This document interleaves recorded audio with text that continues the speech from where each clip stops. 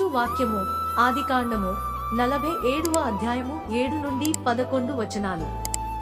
మరియు యోసేపు తన తండ్రి అయిన యాకోబును లోపలికి తీసుకుని వచ్చి ఫరో సమక్షమందు అతని నుంచగా యాకోబు ఫరోను దీవించెను. ఫరో నీవు జీవించిన సంవత్సరములెన్ని అని యాకోబు నడిగినందుకు యాకోబు నేను యాత్ర చేసిన సంవత్సరములు 130, నేను జీవించిన సంవత్సరములు కొంచెము గాను దుఃఖసితమైనవిగా ఉన్నవి.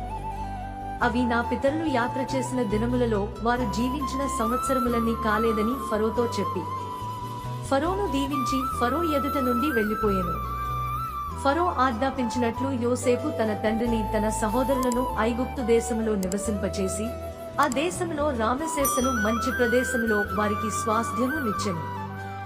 దేవుడు ఈ చిన్ని లేఖన భాగాన్ని దీవించి ఆశీర్వదించునుగాక. ఆమెన్.